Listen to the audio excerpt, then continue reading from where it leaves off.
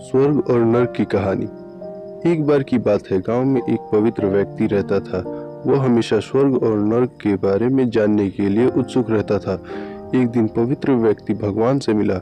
जब वह भगवान से मिला तो उसने पूछा, प्रभु, क्या आप मुझे बता सकते हैं कि स्वर्ग और नर्क कैसा है?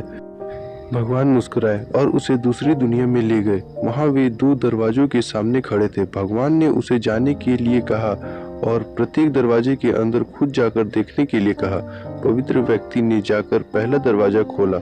वहां उसने एक बड़ी गोल मेज देखी जिसके चारों तरफ लोग बैठे थे। मेज के बीच में स्वादिष्ट सूप का बड़ा बर्तन रखा हुआ था।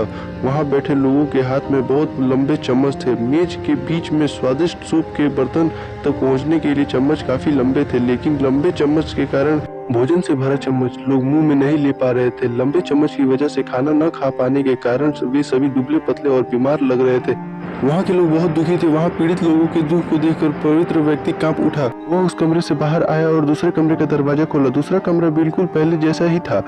बड़ी गोल मेज और उसके बीच में एक स्वादिष्ट सूप का बर्तन।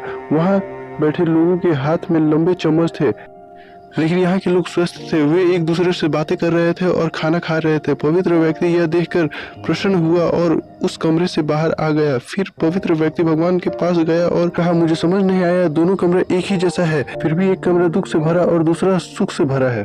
भगवान ने उसे समझाया, आपने देखा कि लंबे चम्मच दूसरों को खिलाने के लिए ठीक ठाक है, लेकिन खुद को खाने के लिए ठीक नहीं है।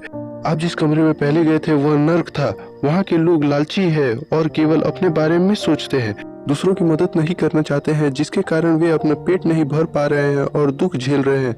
और दूसरा कमरा स्वर्ग था। यह उन लोगों से भरा है जो एक दूसरे की परवाह करते हैं और प्यार करते हैं, एक दूसरे को उन लंबे चम्मच से खिलाते हैं जिससे वे स्वस्थ और सुखी रहते हैं।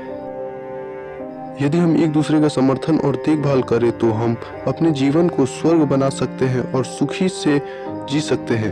तो आपको यह स्टोरी अच्छी लगी हो तो एक लाइक जरूर करें और सब्सक्राइब करना ना भूलें। अपना कीमती समय देने के लिए धन्यवाद।